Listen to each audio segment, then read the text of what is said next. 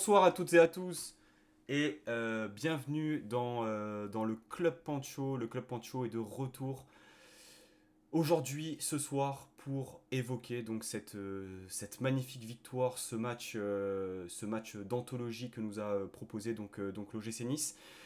Avec nous ce soir, un guest. Un guest, alors je prends mes petites notes.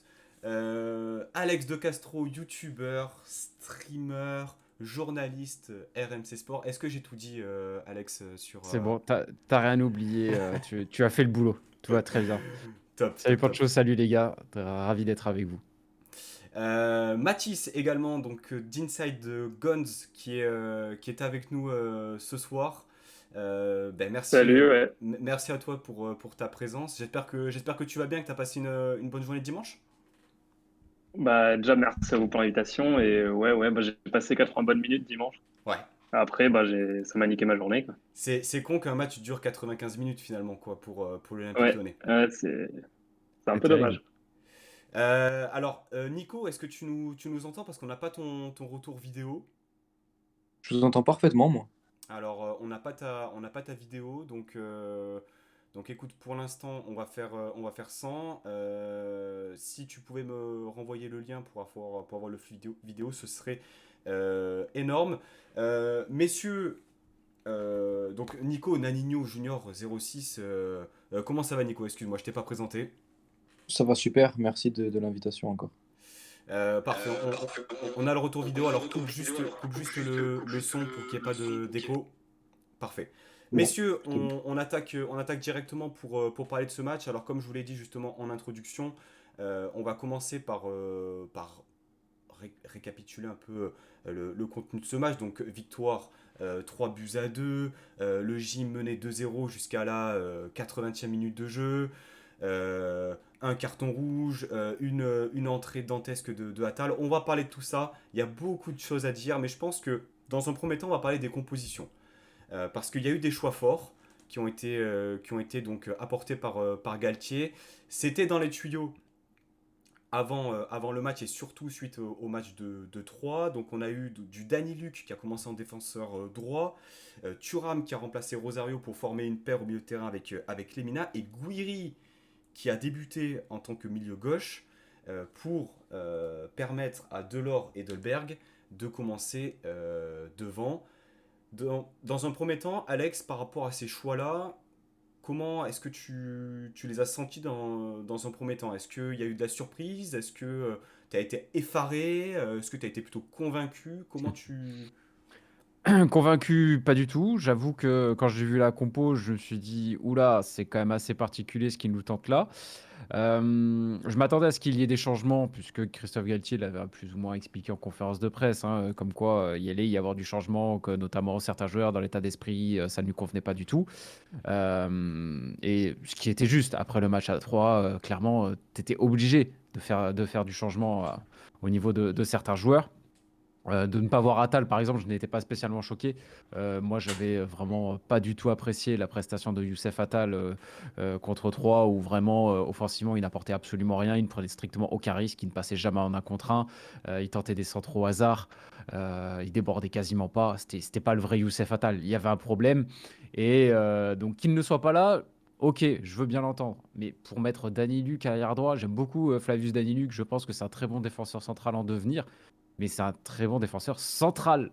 C'est pas du tout un arrière latéral. C'est pas du tout un arrière latéral. Ça peut dépanner. On l'a déjà vu l'année dernière, notamment avec Orsia. Ça peut dépanner. C'est très, ça va dans des petits matchs, pourquoi pas. Mais pas contre Lyon. Pas contre Lyon. Là, c'est pas possible. D'ailleurs, quid de Lotomba, qui montrait plutôt de bonnes choses, je trouve, en début de saison et qui a disparu du jour au lendemain. Si quelqu'un a des nouvelles, hein, ça pourrait être rassurant. Donc déjà, le choix d'Anuk, j'ai pas du tout compris. Le choix Kefren Turam au milieu de terrain m'a surpris.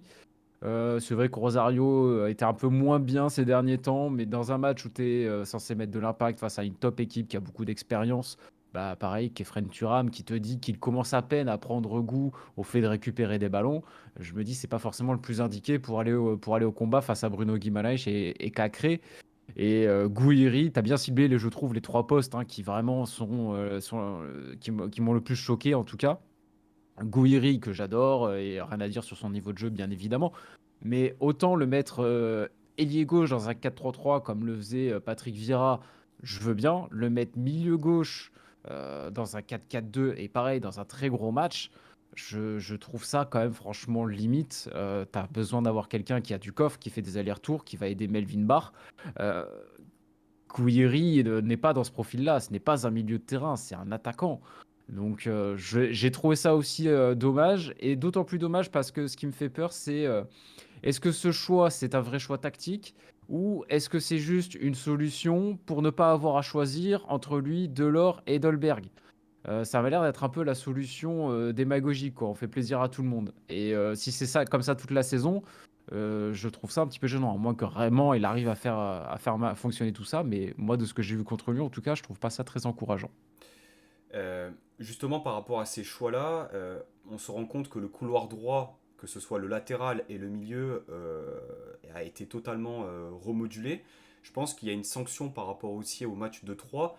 Nico, Attal avait débuté à 3, Lotomba le remplace, Stanks avait débuté aussi à 3, Stanks n'a pas joué du match. Est-ce qu'il y a aussi une sanction, tu penses, par rapport justement à ce 11 aligné contre Lyon? Mais moi, justement, je pense que les choix qui ont été faits par Christophe Galtier, ils ont été faits par rapport au match de 3 et ils ont été faits, entre guillemets, par défaut. Je pense que Youssef Attal, pardon, a déçu à 3.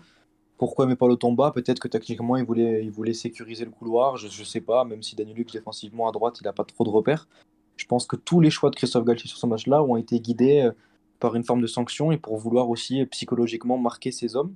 Pablo Rosario qui sort du 11, je m'y attendais pas du tout. À la limite, il y en avait un des deux qui devait sauter. Je pensais plus à Limina par rapport à ce qu'il avait vécu aussi, malheureusement, plus tôt il y a 2 semaines. Donc, il a fait des choix forts. Pendant 80 minutes, il s'est complètement planté. Il a dit lui-même en conférence de presse qu'il était passé un petit peu à côté de son animation. Et puis, il a eu la bonne idée de faire entrer Youssef Attal, qui, je pense, a été un petit peu vexé de ne pas démarrer et qui a dû aussi bien trembler cette semaine à l'entraînement, comme tous ses coéquipiers, et qui a changé le cours du match. Mais je suis pas vraiment inquiet par la composition d'équipe de Galtier parce que je pense qu'il a fait ça aussi pour marquer le coup, entre guillemets, pour sanctionner certains comportements un petit peu suffisants, notamment celui de Calvin Stengs, je pense. Euh, c'est un super joueur techniquement, mais qui dans l'engagement, qui dans l'envie et qui dans l'intensité n'est pas encore au niveau, qui est peut-être pas assez travailleur. Donc je pense que ces choix-là, ils ont été dictés par un sentiment de sanctionner les joueurs. Et c'était plus des choix par défaut, je pense, que de vrais choix tactiques qu'on a vu hier. Ok. Mathis, par rapport à la composition de l'Olympique lyonnais, cette fois-ci, on se le disait un peu avant l'émission, il n'y a pas eu de réelle surprise. Moussa Dembélé absent, bon, Reina Deley toujours en phase de reprise. Sur le 11 qu'a proposé Peter Bosz, il y a pas réellement de quoi mieux faire. Ouais, non, nous, c'était du classique, je pense. Après, c'était plus, on va dire, à droite. Donc, c'était quoi? C'était soit Shaqiri, soit Kadewere, soit Cherki. Après, bon, enfin, sans le match qu'a fait Kadewere, déjà de base, voir Kadewere, j'étais un peu surpris. Un peu surpris, je trouve. Surtout que t'as Cherki, quand même, qui a fait des bons matchs en jeune. T'as Shaqiri, après, ouais, Shaqiri a pas montré grand-chose depuis qu'il est là, mais bon, il a pas eu beaucoup de prépa. Après, c'était vraiment le côté là, enfin, qui était un peu la surprise, je trouve, quand un Kadewere. Mais le reste, c'était du classique, hein. On ne regrette pas en tout cas que Kadewere ait été titulaire sur ce match-là. Justement, donc le match, il a deux regards, hein, si je puis dire, hein. Les 80 premières minutes, on l'a déjà suffisamment rappelé, où on a vu un Lyon maîtriser son sujet, Matisse, Ouais. entreprenant, un pressing bien modéré sans pour autant être extrêmement saignant, qui a bloqué considérablement la relance niçoise. Une circulation de balles assez léchée. Et pour autant, enfin, on viendra après au dernier quart d'heure, mais ces 80 premières minutes sont quand même très bonnes. Ouais, très, je sais pas, enfin, on a eu du mal à se mettre dedans, je trouve. Et j'avais plus l'impression que c'était Nice qui déjouait peut-être un peu que Lyon qui s'était qui avait surélevé le niveau, on va dire. Moi aussi. Mais ouais, non, en vrai, ouais, un peu. Mais c'est vrai que après, bah, il y a quand même eu enfin, le but de Toko quand même a aidé, je pense, enfin, Toko Ekambi. Lyon vraiment à se mettre un peu plus dedans. Et il y a quand même aussi enfin, Lopez qui nous sauve face à Delors. La frappe de Delors, là, enfin, je pense que si Delors marque là, c'est plus le même match non plus. Et bah, après, ouais, 80 bonnes, ouais, je pense que c'est quand même, si, c'est quand même que 80 très bonnes minutes. Ouais. Alex, toi, quel regard tu as sur ces 80 premières minutes, que ce soit du côté lyonnais et du côté niçois? On a senti quand même que, bah, du moins les 25 premières minutes de la première mi-temps, le pressing côté niçois était mou et on laissait le ballon aux Lyonnais, quoi. Effectivement, ça manquait clairement de dynamisme. Ça manquait beaucoup de dynamisme, mais globalement, Nice arrivait quand même à jouer, à se procurer des occasions. Delors frappe plusieurs fois au but. Lopez fait quand même pas mal de parades dans ses 25 premières minutes. J'ai plutôt l'impression que Lyon joue sur un faux rythme jusqu'au premier but de Karl Toko et Cambi. On n'est pas spécialement menacé par cette équipe de l'Olympique Lyonnais. C'est une fois que Toko marque que derrière, Lyon hisse son niveau de jeu. Et certainement aussi que Nice le baisse encore un petit peu plus, déjà que c'était pas fameux pendant la première demi-heure. Après, ils ont dû prendre un coup derrière la tête et ça a été encore plus dur. Mais on n'a pas été dominé pendant 80 minutes. Pour moi, c'est pas 80 minutes de domination. Pendant 30 minutes, je sais plus exactement à quelle minute il a marqué Karl Toko et Cambi, mais voilà. Avant le but, t'avais un match assez équilibré et d'ailleurs pas fameux.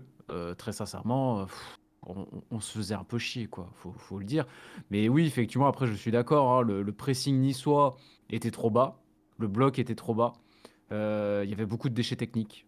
Les transitions, ça a à chaque fois été manqué. Il y avait toujours une passe manquée, un dribble de trop. Kefantura, notamment, je trouve, perdait quand même pas mal de ballons. Tentait souvent des dribbles compliqués pour se sortir enfin, pour se sortir du pressing lyonnais, alors que des fois, il y avait des passes très simples à faire et il ne le faisait pas. Tu sentais que cette équipe n'allait pas bien. Tu sentais que clairement cette équipe n'allait pas bien. C'est ce que je disais sur Twitter pendant le match. J'ai l'impression ces dernières semaines et jusqu'à donc la 80e minute que Nice est en train de démarrer sa saison maintenant.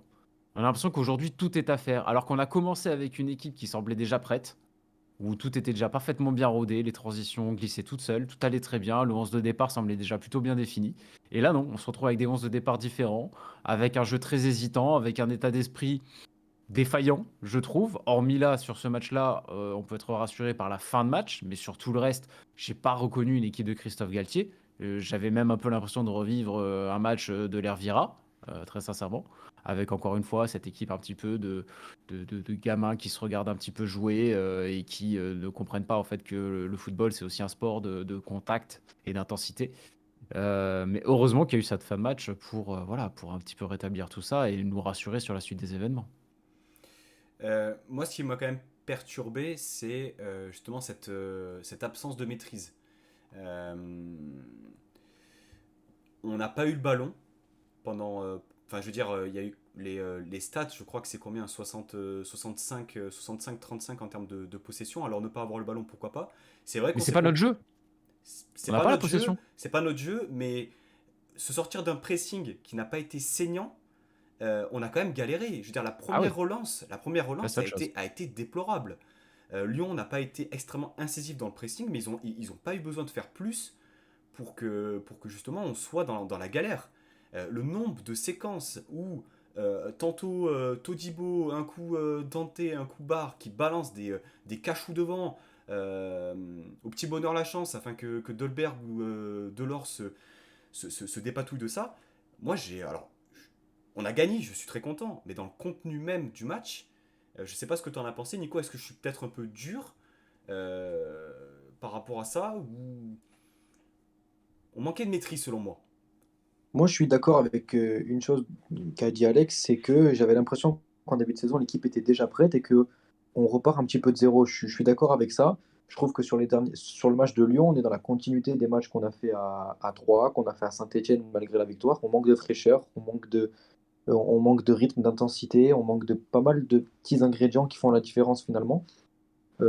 Après, alors moi, j'ai pas vu le match en direct, peut-être que le ressenti est différent, mais je l'ai vu en replay quand je suis rentré.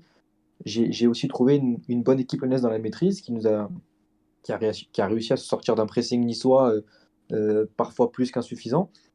Mais comme l'a dit Alex, on n'a pas forcément comme plan de jeu d'avoir le ballon et de faire tourner la balle sans cesse. Donc Ah non, mais On est même moins bon quand on doit faire ça. c'est C'est pas ce qui s'est tant. passé à 3. Mais c'est c'est pas ça. tant. C'est pas tant. Moi, je demande pas à ce que le gym ait 70% de possession, mais je demande à ce que dans l'utilisation du ballon, on soit pas, on joue pas de manière stéréotypée.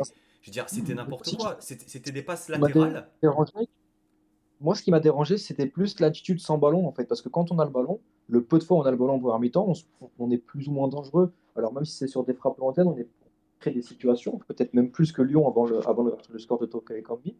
C'est plus les attitudes à la perte et à la récupération qui m'ont un petit peu dérangé lorsque j'ai regardé le match, où il y avait moins d'agressivité, moins de. Tu sais, Galtier a l'habitude de demander à ses équipes d'étouffer l'adversaire pour récupérer le ballon dans la foulée. Très peu fait. À chaque fois, il y avait une bonne relance lyonnaise parce que on n'était pas assez méchant, tout simplement, à la récupération, pas assez agressif. Et je pense que le match, il se joue là pendant 75-80 minutes. Il se joue dans l'envie, dans le manque d'agressivité. Avec ballon, je ne vous ai pas trop. Enfin, c'est mon ressenti, encore une fois, en replay. Peut-être qu'au stade et à la télé, c'était différent en direct. Mais moi, je ne nous ai pas senti si amorphes que ça avec le ballon, notamment en première mi-temps. Toi, comment t'as trouvé ces 80 premières minutes, Mathis? Est-ce que tu as trouvé justement qu'il y avait une forme de maîtrise? Non, vraiment, en vrai, je pense que c'était un peu en deux parties. Enfin, de la première au but de Toko Ekambi, ouais, c'est sûr. Je trouve que c'était plutôt équilibré. Même vraiment, en vrai, ça aurait pu plus tourner dans le sens de Nice que de Lyon pendant ce temps-là. Et après, bah, il y a le but de Toko. Et là, du but de Toko Ekambi enfin, au but de Nice ou même carton rouge. Là, je trouvais que Lyon était beaucoup plus dangereux dans le jeu, dans les sorties de balle, au milieu de terrain. Il y avait, enfin, il y avait presque pas photo. Enfin, vraiment, enfin, je pense, on pensait tous que le match était quasiment plié, quoi. Et après, bah ouais, et après, voilà. Après, c'était un peu plus compliqué, mais c'était vraiment, je pense, de la première au premier but de Lyon, il n'y avait pas de, c'était pas vraiment une maîtrise de Lyon, je trouve. Mhm. Et ce match, moi, m'a fait penser aussi à celui de Marseille. Notamment la première mi-temps où on était plutôt attentiste. Par contre, dans l'utilisation du ballon, surtout en phase offensive, on s'est procuré quand même pas mal d'occasions. Effectivement, la frappe de Delors, où il met au premier poteau, Lopez fait un réflexe. La frappe également de Dolberg de haut but, peut-être la seule chose qu'il a bien réalisé au cours de ce match. Mais c'est vrai que je trouve que on a la qualité pour justement mieux ressortir, Alex. C'est. Ah, bien sûr. Ah Je- non, non, je- non, mais attention, moi j'étais pas d'accord avec toi quand tu as commencé à parler de possession de balle. Oui, Quand tu as ok. commencé à regretter qu'on n'ait pas plus la possession. Mais par contre, ça je l'ai dit, que sur les ressorties de balles, avec notamment ces transitions qui ne partaient pas, Kefren Turam qui perdait beaucoup de ballons, là, je te rejoins à 100%, il n'y a pas de souci, hein. Euh, Et ensuite, il y a eu donc des changements, il y a eu une rotation, il y a eu un coaching qui a été pour le coup extrêmement bien senti. Une entrée d'un joueur qu'on n'attendait plus, hein. Enfin, moi, en tout cas, de mon côté, j'étais assez résigné à propos de Youssef Attal. Mais son entrée change tout dans ce match. Ce but, déjà, et puis il provoque le penalty. Et dans son attitude, j'ai trouvé que quelque chose avait changé, Nico. Je sais pas ce que tu en as pensé. Il marque, il retourne se placer, focus le gars. Je pense qu'il a passé une semaine à Oui, l'entraînement assez rude. ouais, comme je t'ai dit, je pense qu'il a été piqué, il a été vexé et ça reste un très bon footballeur, donc il a voulu répondre sur le terrain. Après, maintenant, avec du recul, l'euphorie est retombée. Je vais pas m'enflammer sur lui. Je sais très bien que le prochain match, s'il est aligné, il est capable de faire une prestation limite catastrophique ou de se reblesser. Donc, est-ce que quelque chose a changé? J'ai pas envie de m'avancer là-dessus. Depuis son arrivée, c'est irrégulier, c'est ou très bon ou très mauvais, il n'y a pas de juste milieu. Donc, on savoure forcément. Son entrée, elle a été salvatrice. C'est à souligner parce que ça faisait un moment qu'on ne l'avait pas vu à ce niveau-là. Maintenant, je vais rester sur mes gardes, ne pas m'enflammer avec lui parce que il y a ce manque de régularité qui l'empêche de franchir un cap supplémentaire. Mais c'est sûr que son entrée, elle est monstrueuse. Il a changé le match à lui tout seul en 10 minutes. Il est impliqué sur les 3 buts. Euh, donc, c'est le Youssef Attal de la première saison, lui qui nous a tant fait kiffer au stade, à la télé. Non, tout ce que j'espère, c'est qu'il puisse enfin enchaîner. Mais je suis pas si sûr que ça. C'est vrai que ça pose question. Alex, es-tu retombé amoureux de Youssef Attal hier ou pas? Pendant 10 minutes, oui. Là, j'avais retrouvé le Youssef Attal de la première saison. Celui qui avait une vraie condition physique, celui qui avait de l'audace, qui avait une vraie qualité de dribble. Son but est exceptionnel. C'est quand même un enchaînement assez incroyable. Et puis le crochet, c'est pas sur Yannick Cahuzac, quoi. C'est sur Boateng qui fait ça. Voilà, je veux dire là, ok, là je vois du grand Youssef Attal. Maintenant, comme toi, c'était un joueur avec qui je commençais à perdre patience. Contre 3, bah, j'en ai déjà parlé tout à l'heure, donc vraiment j'avais beaucoup, beaucoup de mal avec sa prestation. Et pareil, j'ai été très surpris, très agréablement surpris par cette rentrée. Et très certainement que le fait de sentir qu'il était en train de réellement perdre sa place, que Galtier préférait mettre Danny Luc plutôt que lui. Certainement que Galtier aussi n'a pas dû gêner pour lui dire les choses frontalement et qu'il a dû le sentir passer. Certainement que ça lui a fait du bien. Certainement que ça lui a fait du bien, mais comme le disait Naninho, va falloir prouver. Va falloir prouver sur la durée. Et puis surtout, là, il est rentré dans une fin de match, quand les organismes sont fatigués, à un poste d'ailier droit. Nous, on l'attend à son poste de prédilection, celui d'arrière latéral. Faut qu'il retrouve ce niveau-là sur la durée, comme il a déjà su le faire lors de la première saison. Mais Et est-ce que qu'il arrête de se blesser. justement, Attal, le Attal d'aujourd'hui, c'est pas ça, finalement? Parce que, à mon sens, il a été vraiment sur régime la première année. Là, il rentre à 15-20 minutes de la fin, et puis il met le feu. Dans un poste, on va dire, un peu plus avancé, où justement il est peut-être moins amené à défendre. Est-ce que c'est pas ça, justement, Attal, c'est le mec voilà, qui rentre et puis qui, qui profite justement de la fatigue d'une défense pour mettre le feu, tout simplement. Non, je pense pas. Je pense pas, très sincèrement. D'ailleurs, à 3, si on peut revenir sur ce match, tu regardes défensivement, il fait beaucoup de très bons gestes défensifs, C'est vrai. pour le coup. À défaut de Ça, savoir centrer, quoi, c'est vrai que c'est- défensivement, il a progressé. Et lui-même le dit, son poste, c'est vraiment arrière latéral, c'est là où il prend le plus de plaisir, c'est là où il a le plus de repères. Euh, le truc faut le mettre devant parce qu'offensivement, il est bon balle au pied, pour moi, ce serait la solution de facilité, surtout qu'on a quand même déjà du monde, hein. On a quand même Boudaoui, on a Stengs, on a le petit Dacunia qui fait une très bonne rentrée d'ailleurs sur cette fin de match. Pour un gamin qui est censé jouer les 4, 5e, 6e rôles de cette équipe, il fait quand même une sacrée rentrée dans un match quand même particulièrement compliqué. Donc dire on va enlever Attal de son poste pour le faire jouer ailier, je pense que c'est ni rendre service au collectif, ni rendre service à Attal. Honnêtement, je pense pas que ce soit la bonne idée. Non, non, tout ce qu'il faut, c'est que voilà, c'est qu'il capitalise sur cette très bonne rentrée, qui continue de travailler, que ça lui serve aussi de déclic. Peut-être aussi que après ces saisons galères avec toutes ces blessures, peut-être qu'il avait perdu la confiance.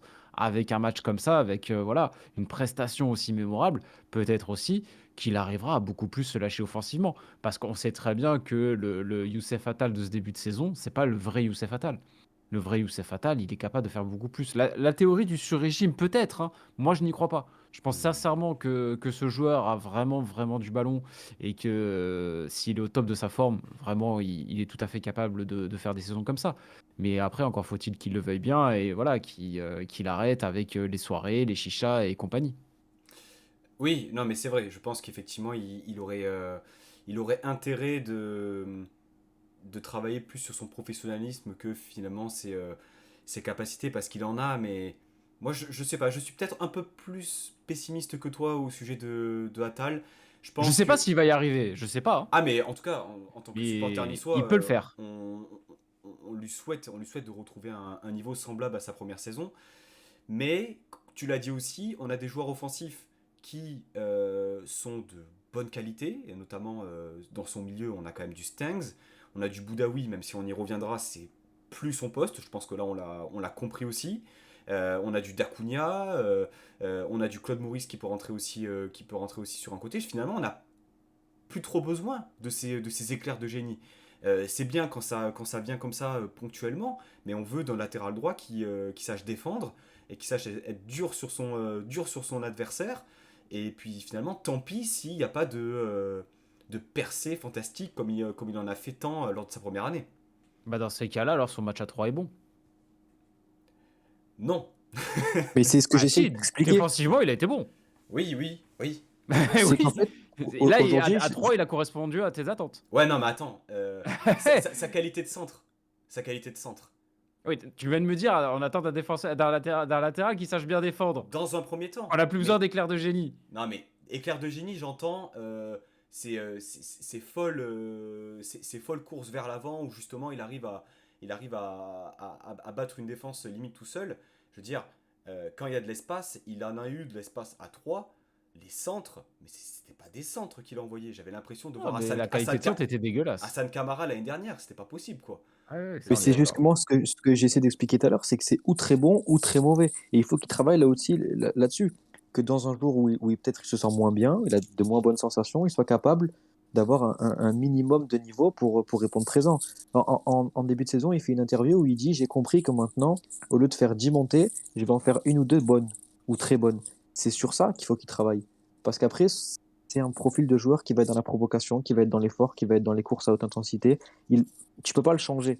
Ce qu'il faut, c'est qu'il puisse adapter son jeu par rapport à ce qu'il fait de pas bien jusqu'à présent. Ah, moi, je suis totalement d'accord avec toi. Et puis, ce sera aussi, je pense, une preuve d'intelligence de sa part de pouvoir comprendre aussi qu'on l'attend peut-être ailleurs et pas uniquement sur un certain profil. Il y a eu donc cette entrée, cette passe de Thuram, parce qu'on y reviendra un peu plus tard, mais Thuram sort une copie qui est pour moi excellente. Euh, cette chevauchée, et puis Kadewere qui...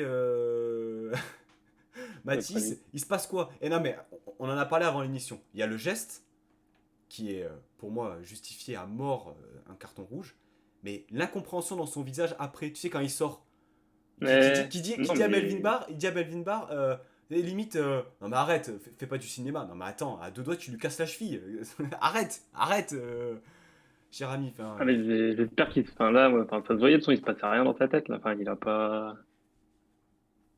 Je sais pas. Et surtout il enchaîne deux fautes. L'arbitre était prêt à siffler juste avant qu'il fasse son tacle. Il fait une faute, là, sur. Je sais plus qui c'était, le Niçois. Et il continue, il va faucher Bard. Je sais pas ce qui te passe par la tête. Et en plus, juste au moment là où t'as. C'est marrant parce que c'est le journaliste qui dit. Il y a le Lyonnais qui met une forme de pression sur les joueurs parce qu'ils étaient en train de. C'était Cassapa qui s'énervait. Et juste au moment là, hop, Kadewere qui fauche Bard. Et bah, après, on connaît la suite, hein. Et puis, Et oui, il fallait pas nous le vendre, Melvin. Ah bah non, mais bon, on voulait pas.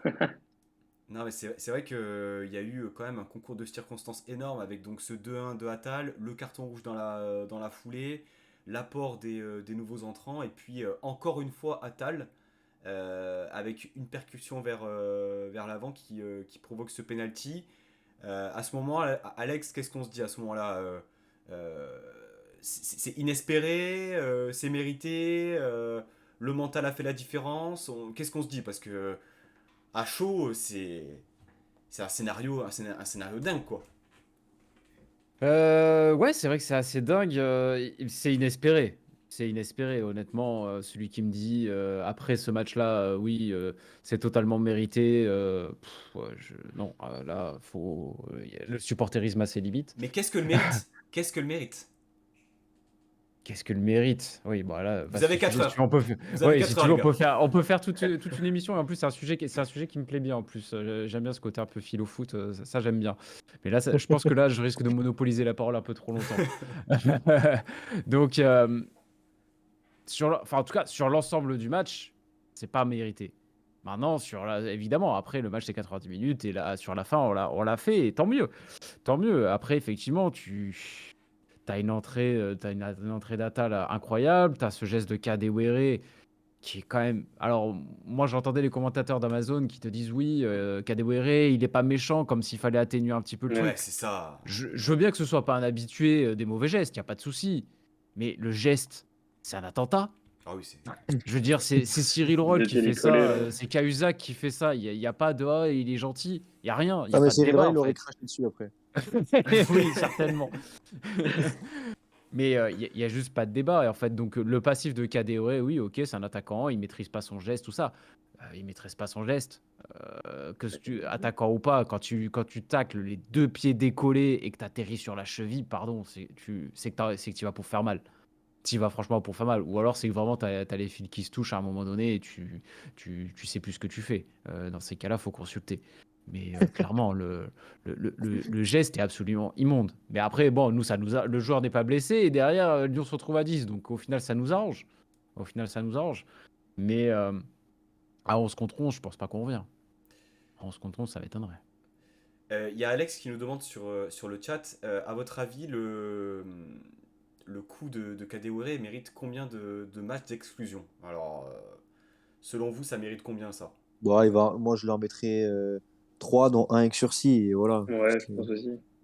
Ouais, tout comme Oui, ça, suspension enfin, d'ailleurs. il Ouais, ça me mérite pas semble plus. comme Hein, compromis.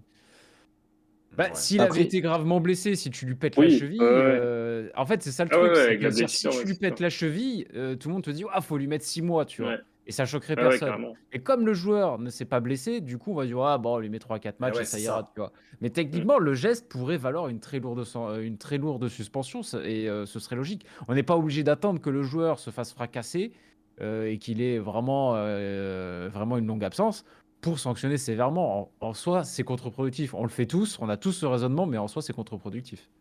Oui, Mhm. oui, oui, c'est sûr. Après, quand tu vois, enfin, quand tu compares aux autres qu'on fait à peu près en style de geste, c'est ce qui est à peu près, c'est 3-4 matchs. Ouais. On verra bien, en tout cas, par rapport à cette suspension. après, Euh, je voulais juste rajouter une dernière. Je peux rajouter oui, il n'y juste a un aucun petit mot quand problème, même. Nico. C'est que on parle beaucoup de l'entrée d'Atal, du coaching de Galtier, de les réactions niçoises, mais je trouve que le match, c'est Lyon qui le perd tout seul aussi, parce qu'au-delà de l'exclusion, sur chaque but, il y a une erreur défensive. Euh, sur le premier but, Tout Emerson. je trouve que c'est quand même pas très bien défendu de la part de Boateng, qui se fait quand même facilement passer, même si elle est pas facile à défendre. Derrière, Emerson, sur le penalty, il y va en dilettante. Et sur le troisième, il y a une erreur de concentration qui est inacceptable à ce niveau-là et à ce moment-là du match. Donc, Lyon se saborde tout seul. Et c'est là où, justement, nous, Niçois, on doit aussi prendre du recul, relativiser et se dire on n'aura pas cette réussite-là à chaque fois. Et Galtier avait insisté sur le fait de jouer les matchs 90 minutes. Là, on est des miraculés et on le doit en grande partie à une défaillance lyonnaise à tous les niveaux, à tous les niveaux. Et on n'aura pas ça chaque week-end. C'est pour ça que, selon moi, il y a l'euphorie, il y a ce scénario de dingue où tu t'enflammes, où tu te dis on est les meilleurs, etc. Et puis après, tu redescends un peu, tu te dis franchement, c'est quand même plus ou moins inquiétant par rapport au contenu. Et surtout que c'est presque Lyon qui entre guillemets, te donne le match. Même si tu vas le chercher, Lyon te facilite grandement les choses. Tout à fait, je pense que. Enfin, moi, en tout cas, personnellement, je te rejoins là-dessus, Nico. Par rapport au troisième but, il y a cette passe de Claude Maurice. C'est de la Euh, réussite, ça, non? la réussite, l'instinct, on est sur quoi? J'ai Parce pas que l'impression qu'il fait exprès, moi. Mais... bah, j'ai quand même l'impression que. Mais il le dit, je crois qu'il fait pas exprès hein, après en conférence de Ouais. presse après le match. Ah, j'avoue que j'ai pas. Que, Il me que semble même hein, une fois que j'ai qu'il pas. touche la balle, il se demande où elle est passée. Hein. Enfin, Non, non, mais je pense que c'est totale réussite. Après, ça se provoque, bien sûr, mais je pense que c'est après, totale bah oui, oui, réussite. ça c'est sûr. Enfin, c'était dans l'élan de la fin de match, là, c'était normal. Hein.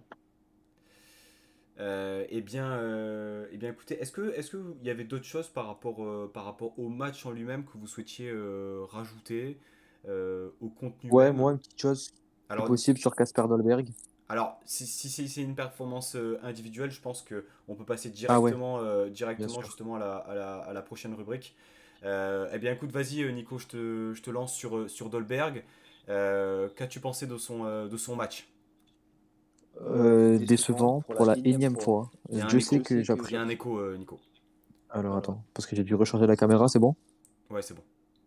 Décevant pour la énième fois. Je sais que j'aime beaucoup Caspar Dolberg, que c'est un attaquant de classe. mais je suis déçu de son investissement. Alors, je sais que c'est son style d'être un petit peu nonchalant, d'être. Enfin, je sais pas, je le trouve toujours en décalé par rapport à ses partenaires. L'association de Laure Dolberg, pour moi, elle ne fonctionne pas. Enfin, elle n'a pas fonctionné. Et moi, je suis assez déçu, encore une fois, du rendement de Kasper Dolberg. J'ai l'impression que c'est le style d'attaquant. S'il ne marque pas, il est quasiment inutile sur un terrain de football.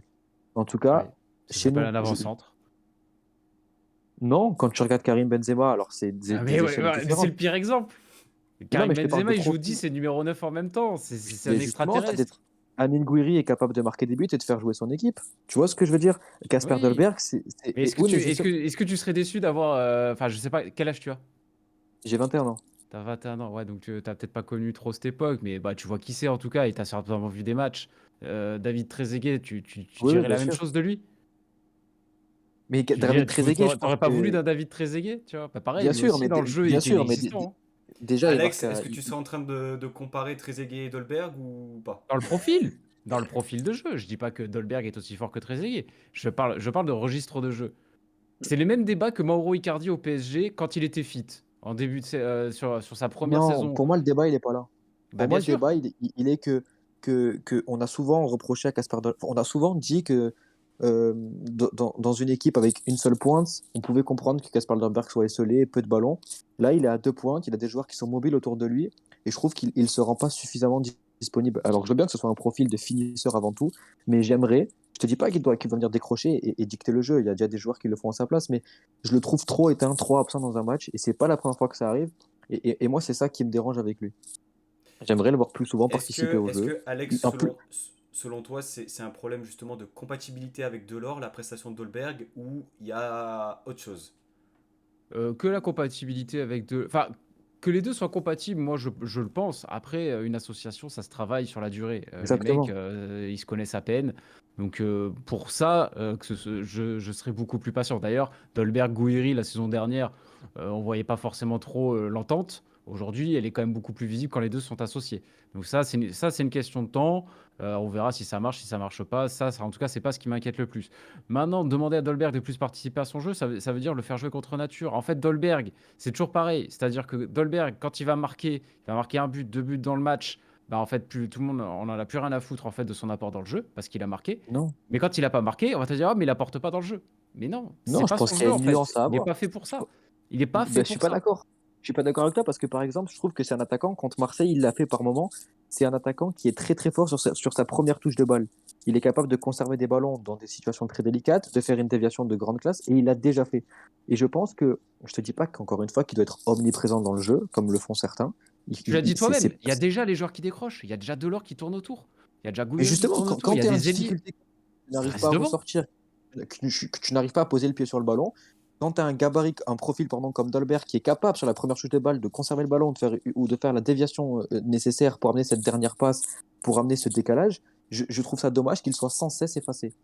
C'est pas le seul responsable, je Mais l'incrimine pas, mais que je trouve tu que c'est dommage. n'apprécies pas son profil, je comprends, mais clairement, tu peux pas. En fait, tu ne peux pas lui demander ça. Ce n'est pas lui. Ah bah alors Ce n'est pas le on va joueur à qui on attendre que peut le le ballon demander. tombe dans la surface alors.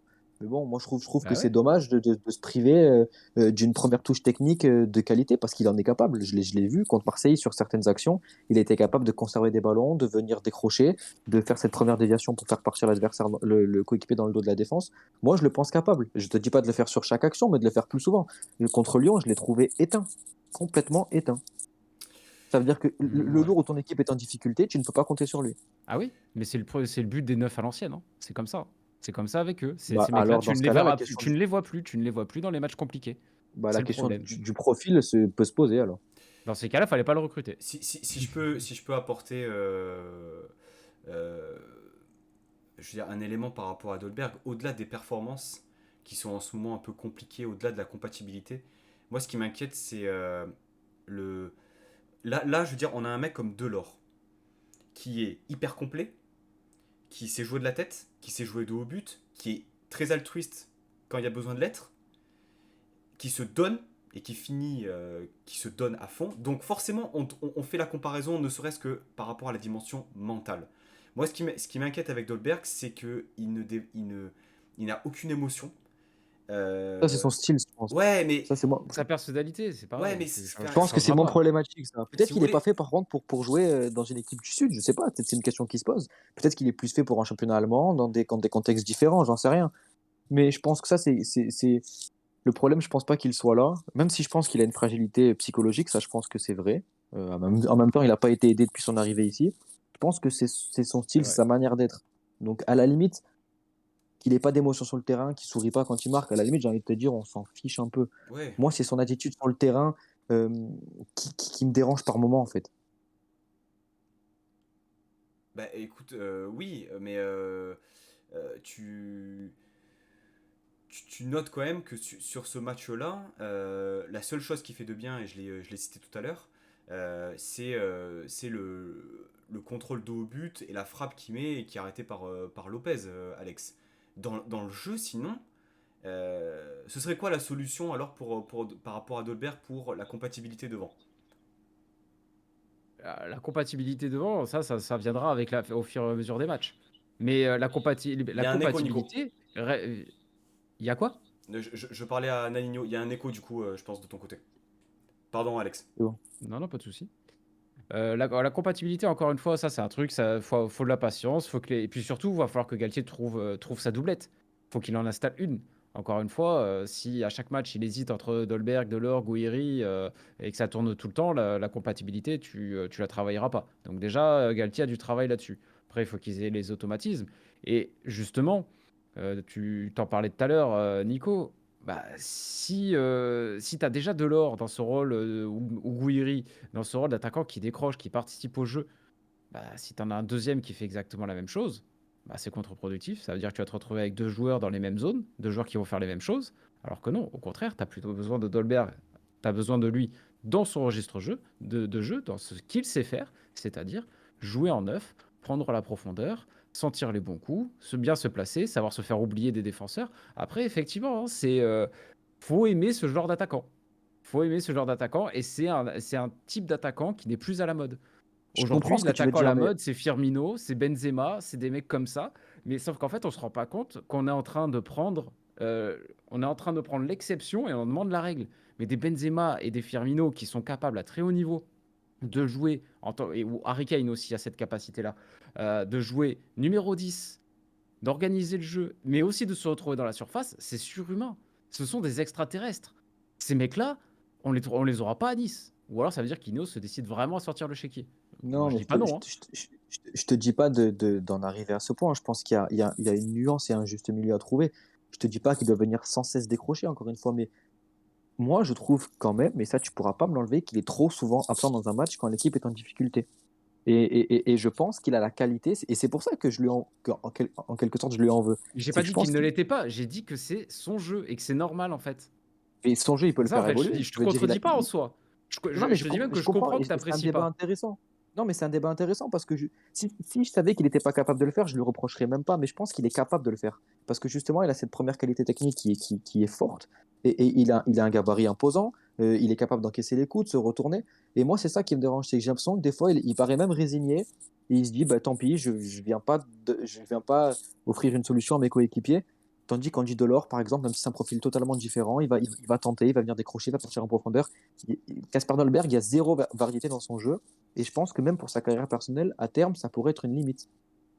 Moi, j'ai quand même l'impression que ça dure depuis quelques matchs. Il a fait quand même un bon début de saison, mais il avait quand même beaucoup plus d'activité, je trouve, sur le front de l'attaque.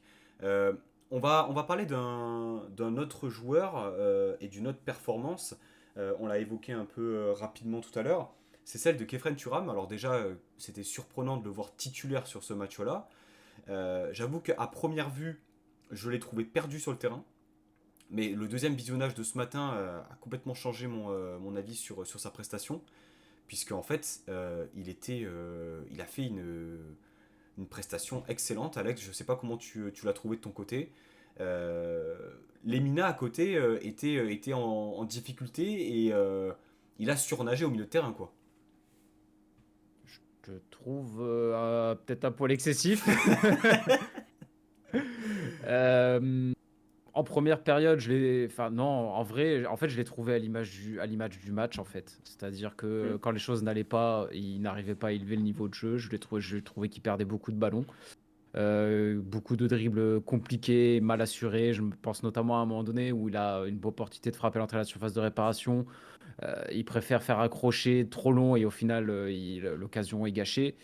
Euh, Dans l'impact, bon, après, il n'a pas tout raté. Attention, je suis pas en train de dire qu'il a été absolument mauvais. Et je suis d'accord, par contre, sur le fait que Lemina était beaucoup plus décevant, mais aussi parce que Lemina nous habitue à un tout autre niveau depuis le début de la saison. C'est peut-être son vrai premier mauvais match, la vraie première grosse déception. Je À pense que c'est 3. celle-là. À 3 aussi, hein, les Mina. Hein.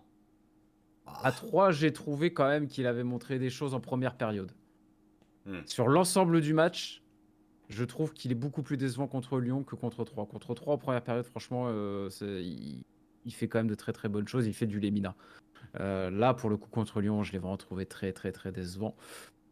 Après, Kefren Turam, mais Kefren Turam, c'est ça en fait. C'est-à-dire que quand les choses vont bien et quand Nice n'est occupé qu'à jouer au football, ben, dans ces cas-là, là, il va rayonner. Parce que c'est en fait, on l'a formé à ce poste. Quand je dis on, c'est Monaco, hein, c'est un on impersonnel. On l'a formé à ce poste de milieu défensif, mais dans sa tête, c'est tout sauf un milieu défensif. Dans sa tête, c'est un numéro 10, ce mec. Aller au charbon, il aime pas ça. Et d'ailleurs, moi, quand je l'entends dire, oui, je commence à apprécier faire des récupérations, mais mec, tu t'es trompé de poste. C'est seulement maintenant, qu'est-ce que tu faisais en fait dans les catégories de jeunes, qu'est-ce que tu faisais sous Patrick Vieira en fait, je comprends pas. C'est délirant en fait d'entendre des choses pareilles à un tel niveau. Mais par Ouais, mais contre, oui, il est très très jeune. il a un vrai talent. Il a un vrai talent balle au pied. Il a un vrai talent balle au pied. Et quand l'équipe domine, que les choses vont bien, là, effectivement, tu vas apprécier sa qualité de passe, sa qualité à casser des lignes balle au pied. Et là, il est très intéressant, effectivement. Nico, tu voulais ajouter quelque chose par rapport à Thuram? Je trouve que c'est même normal qu'il ait encore des progrès à faire, sinon il serait pas à Nice, il est encore très jeune. Mais je trouve que des trois en milieu, avec Rosario et Lemina, c'est le seul qui est capable de vraiment se projeter balle au pied. C'est aussi celui qui est capable de faire de très belles ouvertures. Il en fait une à Saint-Etienne pour 5, il en refait une pour Attal hier. Donc il apporte vraiment pour moi une dimension différente au milieu de terrain à Nice. Et je suis persuadé qu'à terme, ça sera compliqué de le sortir Kefren Turam parce que, ou du moins, c'est une très très bonne alternative. Alors hier, je suis d'accord avec ce que dit Alex sur le fait qu'il n'est pas encore capable de prendre le jeu à son compte et qu'il est à l'image de l'équipe. Quand elle est moins bien, il est moins bien. Quand elle est bien, il est bon. Je suis d'accord sur ça, mais en même temps, c'est pas à lui de redresser l'équipe quand ça va pas. Et honnêtement, dans ce qu'il apporte de différent à l'équipe par rapport aux deux autres, je pense sincèrement que ça va être compliqué de s'en passer à terme. Ah, je pense qu'il a gagné sa place de titulaire pour le match de Marseille. Hein. Je sais pas, ça je sais pas, parce on rejoue déjà mercredi, donc Bon, la guerre contre Marseille, moi, je mets pas Thuram. Hein. ouais, je pense que si, je pense que dans ce qui va se passer contre Marseille, moi je veux bien mettre Rosario Lemina, deux bons guerriers au milieu, Ah deux ouais. mecs, parce en face ça va être solide quand même. Gendouzi, qu'on l'aime ou qu'on l'aime pas, ça reste un bon joueur, ça reste costaud. Au milieu, Marseille c'est costaud avec Rongier, Camara, Gendouzi. Déjà que tu vas être en infériorité numérique au milieu, je pense, il vaut mieux mettre deux patrons qui ont l'habitude aussi de tenir un match avec une telle intensité. Mais Thuram, dans l'alternative, je trouve qu'il est en progrès à chaque fois, à chaque match, je le trouve intéressant. Ouais, je suis assez d'accord avec ça. Et puis c'est quand même un luxe de pouvoir compter sur un troisième milieu de terrain de ce niveau. Hein.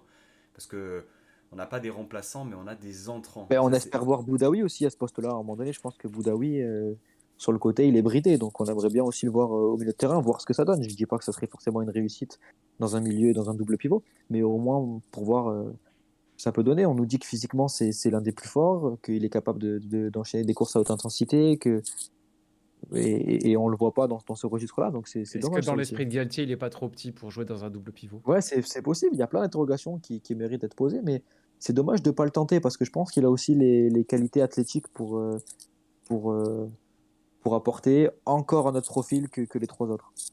Bah, c'est surtout que l'année dernière, quand on a connu notre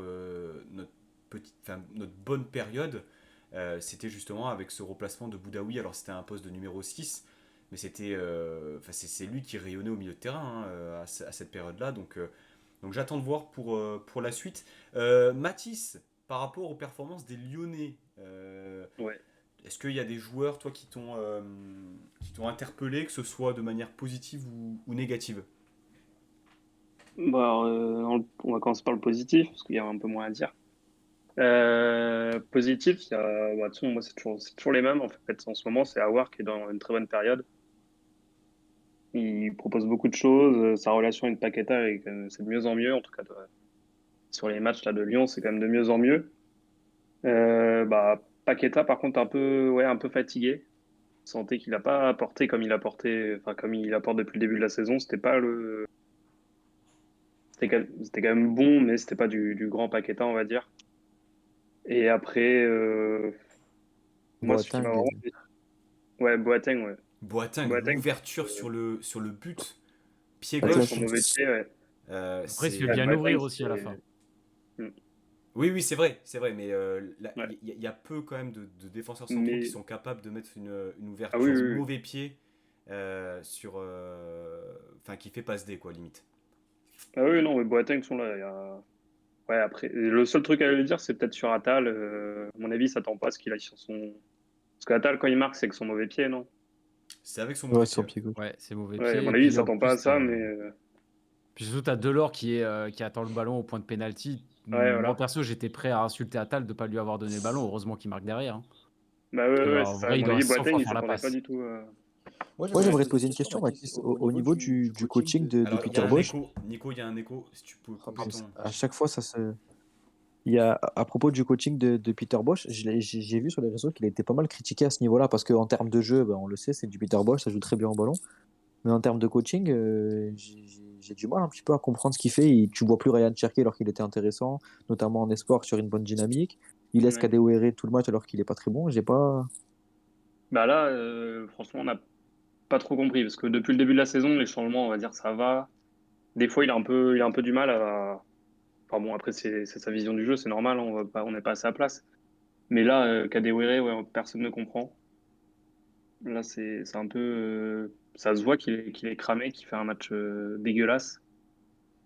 Même Paqueta, il aurait pu. Enfin, il faisait rentrer un Cherki ou même Cherki face à Bard, à mon avis, ça aurait.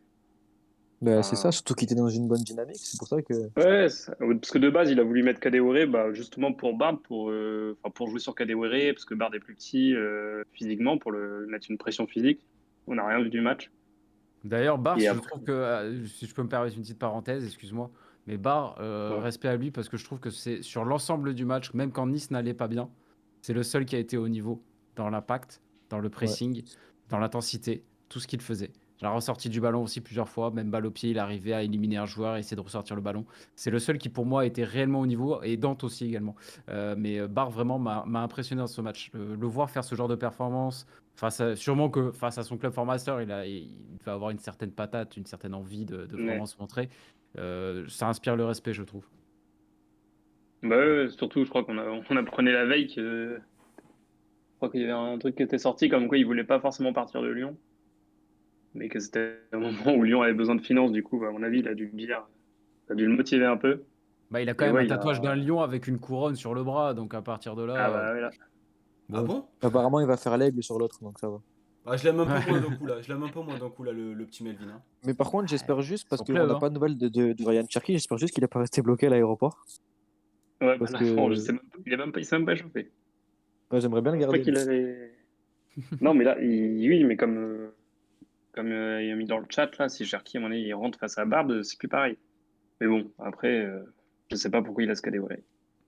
Et Bah, pareil, un peu déçu aussi, c'est Emerson. Emerson qui fait quand même, qui nous a beaucoup aidé depuis qu'il est arrivé. Il a quand même il a pris un poste où c'était quand même, où on n'avait pas vraiment de latéral gauche depuis Ferland Mendy. Il a fait vraiment le taf depuis, et là, sur ce match, j'ai l'impression que c'était Enrique à sa place. je te trouve très dur avec Maxwell Cornet en tout cas, Mathis. Pauvre Maxwell, il est pas latéral gauche. Bah, ouais, non, mais Il mérite pas ça. bah, il performe hein, quand même en Ah oui, première oui, ligue, hein. on aime le détester. Tous les Lyonnais ont regardé son match avec Burnley. Nico, toi, par rapport justement aux performances, alors on a parlé d'Atal, on a parlé de Thuram, on a parlé de Dolberg. Est-ce qu'il y a d'autres joueurs justement que tu as envie de mettre en avant? Mettre en avant, pas forcément. L'entrée d'Acuna qui a été très très intéressante. Comme l'a dit tout à l'heure Alex, quand tu es cinquième ou sixième choix dans cette équipe et que tu rentres dans un match comme ça, il est rentré avec beaucoup de personnalité, beaucoup de cran, beaucoup d'envie et il a été très très remuant. Je suis super content qu'Evan Guessant donne la victoire. Un jeune du centre, l'histoire elle est encore plus belle. C'est un jeune qui a beaucoup beaucoup de qualité, que moi que j'ai suivi déjà à l'époque quand il était au centre de formation, quand il jouait avec la réserve et que j'ai beaucoup suivi à Lausanne. Il a beaucoup beaucoup de qualité. Je suis très content qu'il soit resté cet été et qu'il débloque enfin son compteur et on espère que ce sera le déclic. Et après, Claude Maurice qui revient petit à petit, qui a fait une entrée intéressante, une passe décisive un petit peu chanceuse, mais qui dans le jeu commence à reprendre ses marques. Après, si je devais juste mettre un petit bémol, c'est sur, et encore Walter Benitez que j'ai trouvé pas décisif du tout sur ce match-là, qu'il était depuis le Et puis début de une faute saison. de main sur Ah, la le frappe deuxième, il est d'Aouar pour lui, hein. ou... Ouais, je Ouais, pense ouais, que, je d'accord. pense que sur les deux buts, il peut mieux faire. Maintenant, on va pas l'accabler. Il fait quand même un bon début de saison, mais j'espère juste qu'on va pas retrouver le Benitez de la saison dernière où je le trouvais. Je trouvais que Benitez n'était plus capable de faire l'arrêt décisif quand il le fallait. Contre Lyon, il est retombé dans ce truc-là. Donc j'espère juste qu'il pourra nous sauver contre Marseille s'il en a l'occasion. Alex, est-ce que tu souhaitais justement parler d'autres joueurs en particulier, des joueurs qui t'ont étonné, qui t'ont déçu? Qui m'ont déçu en particulier, non, à part ceux qu'on a cités. Si, Amine Gouiri, on n'en a pas C'est parlé, vrai, mais c'est vrai. globalement, il a quand même été assez transparent, assez peu en réussite sur ses dribbles, dans son jeu habituel, très peu d'occasions. Euh, mais j'ai pas envie de le charger plus que ça, parce qu'encore une fois, je suis persuadé que de le mettre dans un 4-4-2 à plat, de le mettre milieu gauche, pour moi, c'était clairement contre-productif. J'aurais même préféré voir Hassan Kamara à ce poste-là que Kamine Gouiri. Gouiri, pour moi, tu le fais jouer devant avec Delors, avec Dolberg, mais tu le fais pas, tu ne mets pas milieu gauche dans un 4-4-2, c'est pas possible, quoi. Est-ce qu'il y Pour aurait moi, c'est juste pas possible. uniquement une histoire de placement ou j'ai l'impression que le mal est un peu plus profond pour Gouiri, qui traverse une période assez compliquée, il paraît plus en confiance. Bon, après, il était quand même bien pris, hein. À chaque fois, il y avait au moins deux Lyonnais dessus.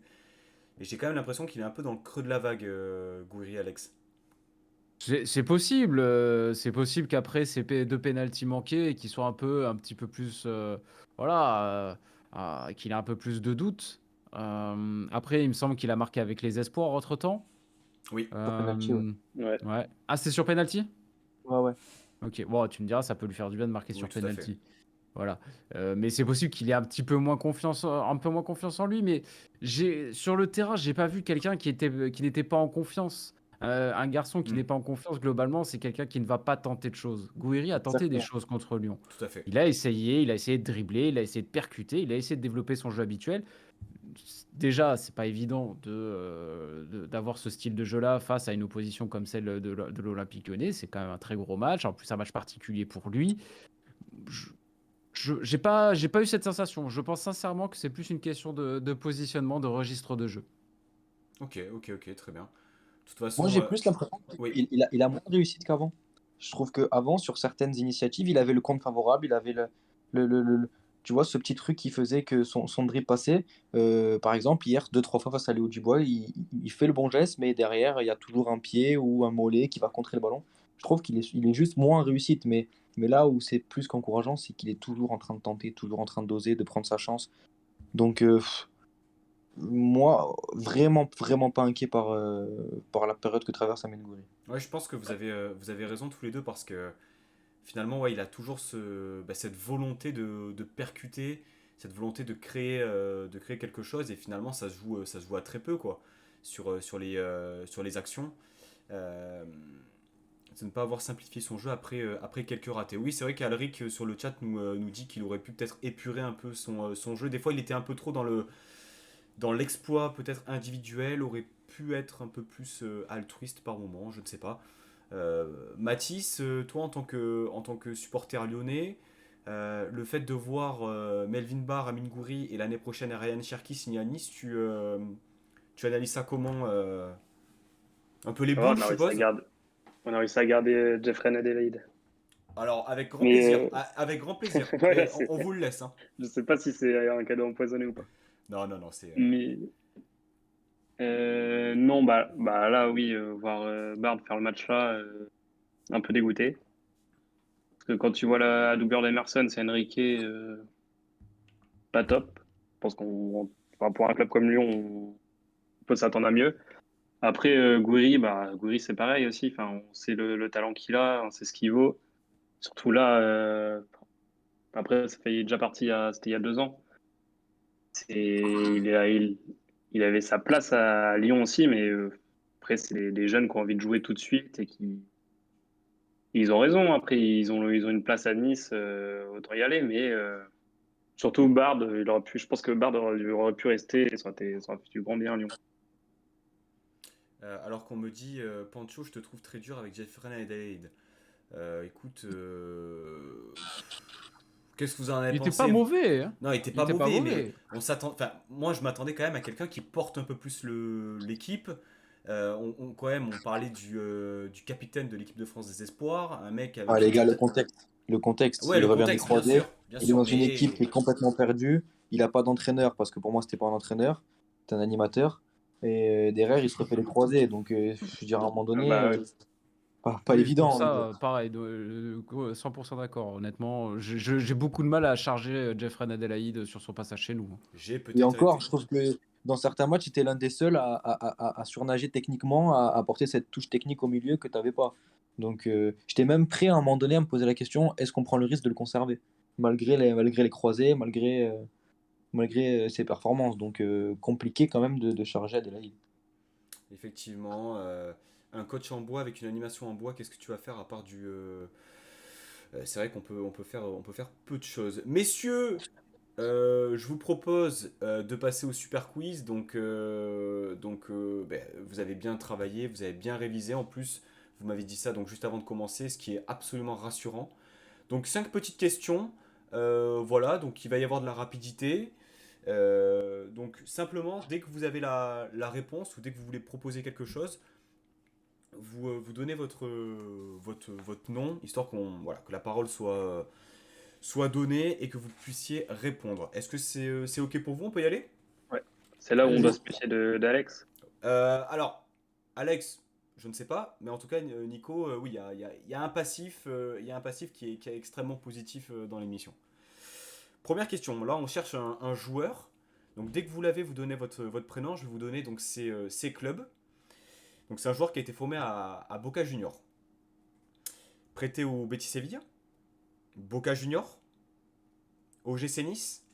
Nico, Fabian Monzon, Putain. Oui, Fabian Monzon. Vamos. On l'avait oublié, celui-là. J'avais Désolé. complètement zappé qu'il était passé au Betis Séville. Non plus, Et mais c'est quand j'ai entendu Boca Junior, je me suis dit, il est argentin, Ouais. à toi de faire. Donc du coup, Il a fait 1 an à Lyon, non? alors il a fait, pour être précis, il a fait 6 mois. Il a fait 6 mois. Ensuite, il a été prêté à Fluminense, Catane, Boca Junior, Universidad de Chile, Club Atlético Tucumán. Et pour être totalement précis, il est actuellement sans club. Voilà. Deuxième, deuxième question. Donc, il y a eu un carton rouge lors de ce match adressé à Kadewere. Il y a eu pas mal de cartons rouges entre Nice et Lyon. Notamment un lors d'une victoire 2-1 de l'OGC Nice. C'était lors de la saison 2019-2020 sur un doublé de Casper Dolberg. Messieurs, il y a eu Désolé. Alex. non, j'ai pas Ah, bronché. c'est Nico, excuse-moi. Tu cherches le joueur? Je veux les 2 joueurs qui ont eu un carton rouge. Les 2. Il y en a un côté niçois et un côté lyonnais. C'est Adamounas. C'est marqué sur le chat, les gars. Sans Ah non. déconner. C'est sur le chat. Faites pas Non, genre, non, je réfléchis. Ah ben C'est sur franchement, le chat depuis j'avais 30 même pas vu, secondes. Soyez j'avais pas honnêtes. vu, et le Lyonnais, je l'avais pas. De toute façon, le Lyonnais, je l'avais pas. Il y avait la posture du mec qui réfléchissait, genre. Alors, Mais oui, non, mais, le jeu d'acteur. Oh, l'acteur, incroyable. Franchement, c'est Ounas, le je l'avais. l'acting, Je me rappelle l'embrouille avec Marcelo, mais Marsal, je l'avais pas, j'avais pas vu le chat. Et moi, les gars, je suis en décalé sur le chat. Hein. Ah, J'ai- d'accord. Bon, écoutez, c'était Marsal et Adamounas. Il Point faut jouer le annulé. jeu, faut pas qu'il donne la réponse. Point annulé, point annulé. Ah, mais ils peuvent participer. Ils peuvent participer. Ah, ok. Troisième question. Qui sont les deux numéros 29 présents dans les deux feuilles de match?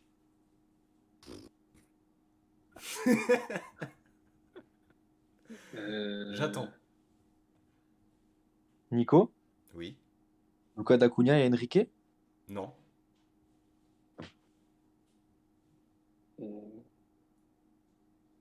Ça roupille, hein.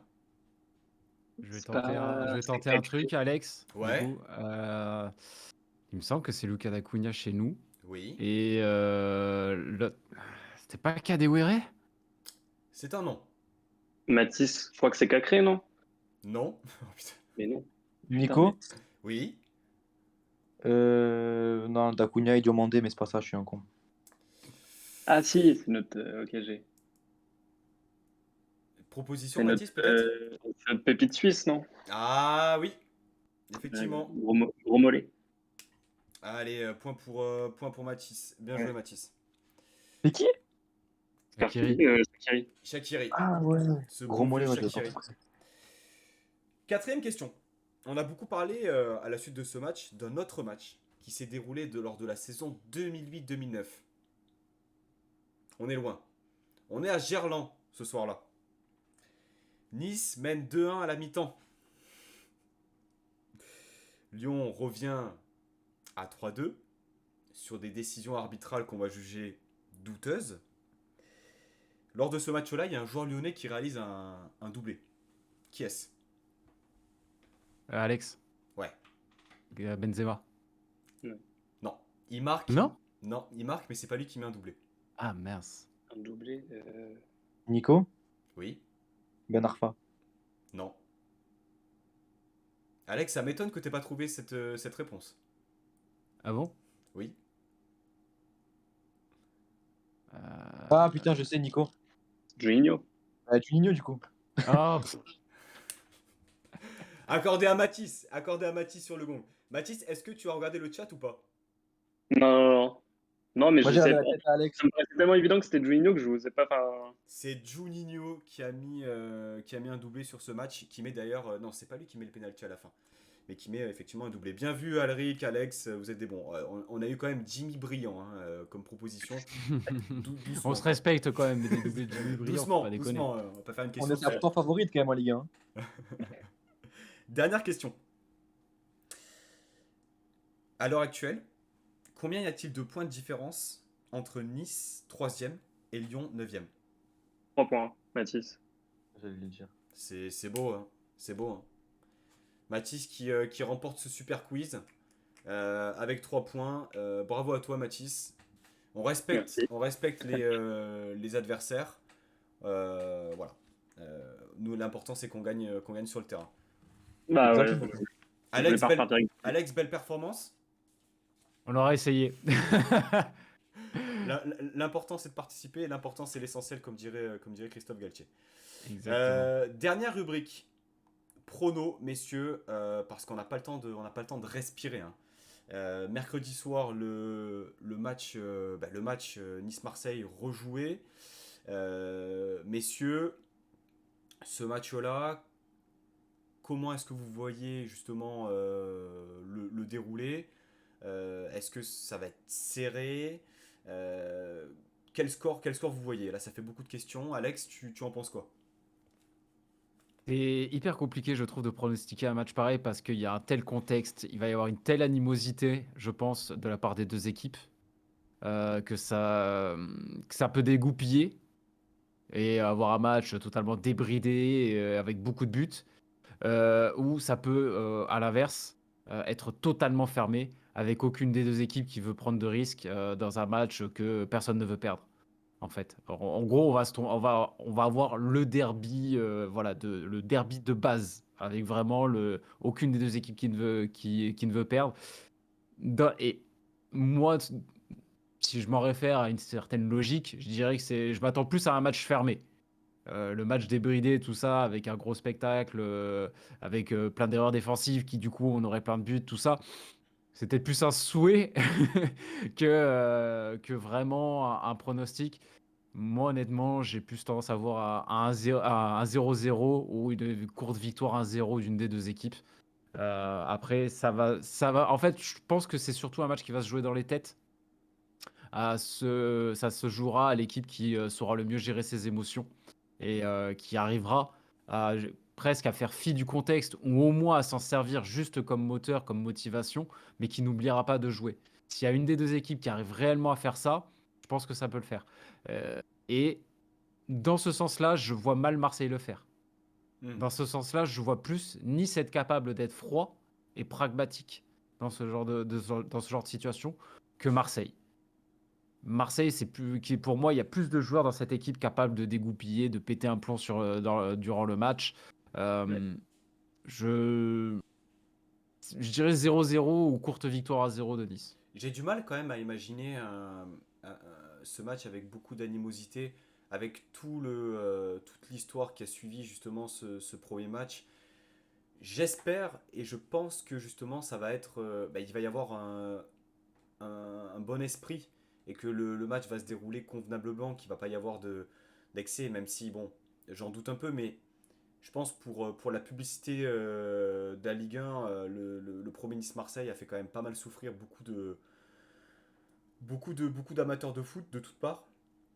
Donc on verra bien. Nico, tu en penses quoi, toi, de ce match? Est-ce que tu rejoins un peu l'avis d'Alex sur le fait que ça va être Complètement. serré? Complètement. Moi, je partage totalement l'avis d'Alex. Euh, je pense que c'est l'équipe qui va le mieux gérer ses émotions, qui va l'emporter.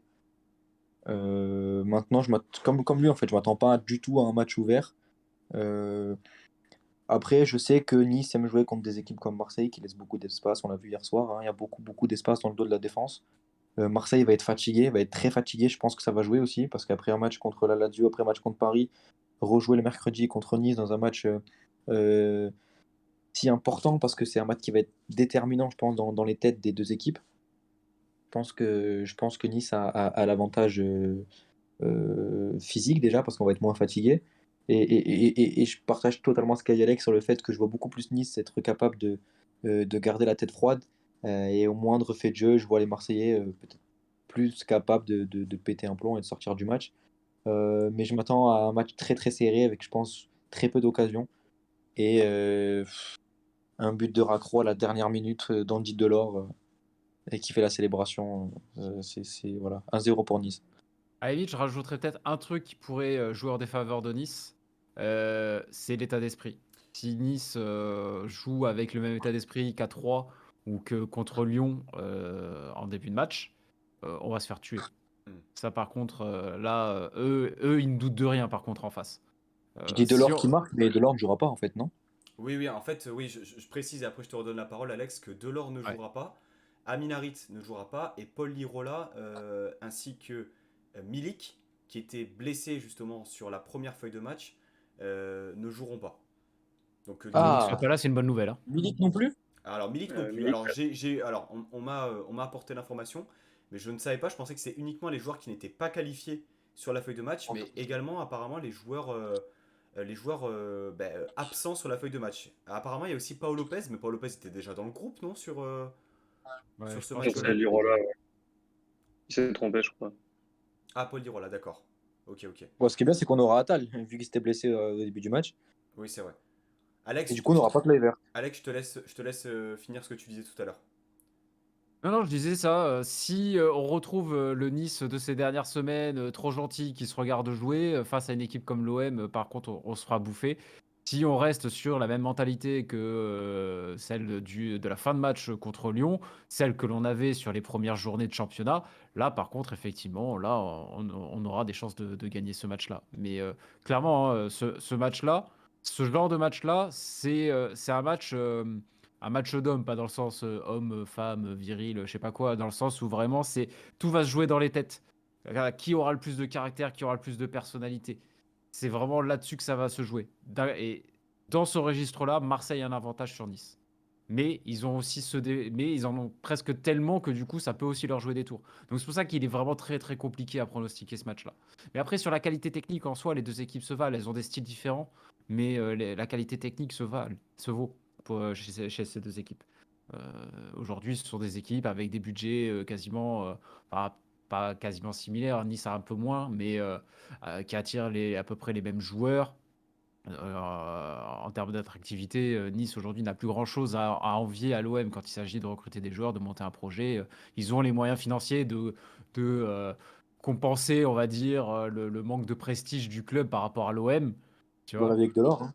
Ouais, on l'a vu avec Delors. Bah voilà, on arrive même à leur shipper des joueurs.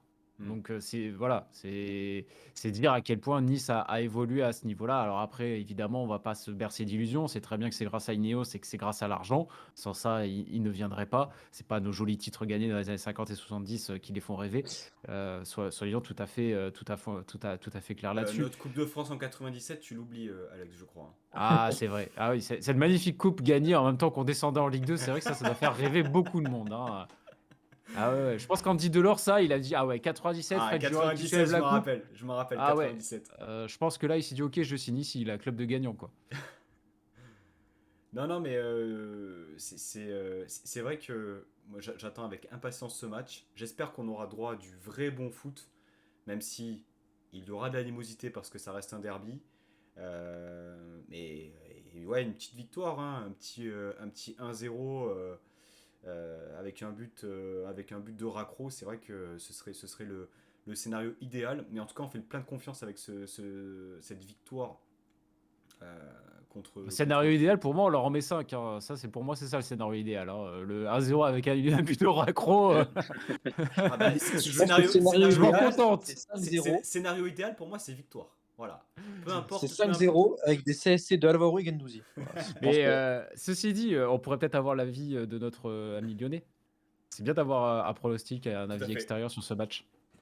Bah, moi, je pense que Marseille va vouloir emballer le match dès le début. Parce que je pense ils vont être un peu plus revanchards peut-être que Nice. Que vu ce qui s'est passé, vu comment ils ont été un peu, on va dire, traités. Et un mec comme Payet va avoir, je pense, va réussir à peut-être, il va pouvoir amener, je pense, son équipe. Donc ça peut être très, je vois bien Marseille marquer assez rapidement. Et après, si Nice est dans la même continuité que contre Lyon, ça peut être compliqué, je pense. Donc Mais si Nice après arrive à changer le visage et on va dire, rejouer comme avant 3, et bah là, ce sera, je pense, je vois bien Nice l'emporter. Mhm. Eh bien, écoutez, ça fait quand même des pronostics de victoire de Nice, hein, on signe direct. Et il y aura aussi un gros match pour l'Olympique Lyonnais samedi, euh, qui reçoit bah, l'une des meilleures équipes du championnat à l'heure actuelle, hein, le Racing Club de Lens. Gros match Ouais. au Groupama Stadium. Mathis, comment tu vois ce match? Euh, Là, c'est un gros morceau, Avant, hein. Là, c'est un gros morceau parce que ça joue au foot et ça joue très très bien au foot. ouais, mais une équipe qui joue au foot, c'est très bien pour Lyon. C'est sûr, il n'y a pas de souci. Mais le problème, c'est avant Nice, je voyais pas de souci face à Lens. Mais là, vu ce qui s'est passé et vu enfin, les physionomies de match, on joue bien, mais on gagne pas. Il y a rien au classement, il y a rien. Ça joue bien un petit peu et à la fin, on craque mentalement. Donc Après, là, c'est récurrent chez Peter Bosz, hein. oui, Ouais. ouais, mais je sais pas. Enfin, là, contre Lens, je pense qu'on va l'emporter. Mais je sais pas. J'espère avec la manière. En plus, enfin, Lens joue très bien au foot, donc Lyon, ça c'est un peu dans l'ADN de Lyon. Jouer contre une équipe qui joue au foot, ça réussit à Lyon, on va dire. Mais là, ouais, je sais pas, la physionomie du match de Nice, si elle a pas fait un aspect positif sur les joueurs, ça va être très dur. Nico, comment tu vois ce choc entre Lyon et Lens samedi? bah, déjà, moi en tant que spectateur neutre, je pense que je vais me régaler parce que c'est deux équipes qui jouent très très bien au ballon. Bon, après, je vois Lyon l'emporter quand même, je vois Lyon réagir. Euh, Même si Lens est une très très belle équipe, même si Lens est devenue une équipe complète, je vois Lyon l'emporter juste pour réagir après cette fin de match complètement ratée face à Nice. Donc je miserais sur une victoire de Lyon 2-1 ou 3-1. Alex, ton avis sur cette rencontre? Ouais, je penche aussi pour la théorie de la réaction d'orgueil. Euh, je vois bien Lyon l'emporter, ouais. Je vois bien Lyon l'emporter, mais ça peut être un match assez, assez compliqué à négocier. Et va falloir clairement que du côté de Lyon, on arrive à beaucoup mieux gérer les matchs. Et de la première à la 90e, parce que on l'a vu par exemple en début de saison, notamment ce match contre Clermont. Enfin voilà, il y a trop de matchs en fait qui le laissent filer. Et face à des équipes comme Lens, qui sont en pleine bourre, qui ont un vrai projet de jeu, voilà, qui sont efficaces, ça va pas pardonner. Mais je vois mal Lyon en fait perdre deux fois, même un match nul à la maison, tu vois. Je vois mal quand même un club de cette qualité, une équipe de cette qualité se vautrer deux fois de suite, surtout à domicile. Ça me semble quand même, ça me semblerait quand même assez gros et inquiétant si ça arrivait. Ça serait très inquiétant par contre. Est-ce Non, que surtout après, ça que dépend aussi est-ce qu'il y aura du changement? Est-ce que par exemple un Moussa Dembélé ou un Islam Slimani seront disponibles? Slimani, je pense, normalement, ouais. Parce que moi, Il Lucas était. Paqueta, j'adore le joueur, mais alors le Ouais, mais en positionnement neuf, faux ouais, neuf, non. Ouais, même pour lui, il est bien mieux. Enfin, là, il ah serait oui. mieux presque à droite, vu ce qui se passe à droite. Mais non, après, on a bien vu contre Saint-Etienne, Lyon avait enfin, la fin de match un peu comme à Nice. Et contre Monaco, ils sont à domicile. Il n'y a pas eu il y a pas eu photo. Donc là, ça peut être dans le même cas, je pense. Lucas Paqueta, d'ailleurs, qui est dans une période assez exceptionnelle, hein, parce que autant il finit le match un peu difficilement sur le plan physique, autant dans ses prises de balles et tout, on sent que le joueur Mm. est quand même très très bon. Mais là, ça va lui faire du bien d'avoir une semaine de repos, on va dire. Ouais, c'est vrai. Messieurs, cette émission touche à sa fin. Je souhaitais et puis vous remercier pour votre participation. À toi Mathis d'Inside Guns d'être passé. Donc pour les supporters de l'Olympique Lyonnais et autres, la page Inside Guns est sur l'asset de live. Donc n'hésitez pas à aller checker ça sur Twitter. Nico, Ouais, bah merci. je te remercie pour ta venue, ta deuxième venue dans l'émission. Alors, Ah, son micro est coupé, je crois. ouais, ton Mm. micro est coupé, Ah Nico. ouais, j'avais le Ouais, micro c'est bon, coupé, c'est bon, c'est bon. pardon. Non, je te disais merci à toi pour l'invitation, surtout que j'ai l'impression que je porte bonheur, donc tu me ravites quand tu veux. Et Alex, bah, écoute, un grand merci, très sincèrement, pour ta venue.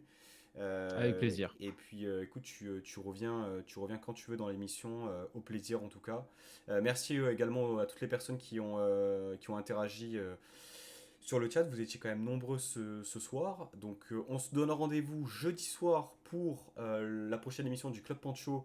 On sera en compagnie de Sky du podcast Avanti-Nissa qui nous fera le plaisir donc de venir débriefer de ce match.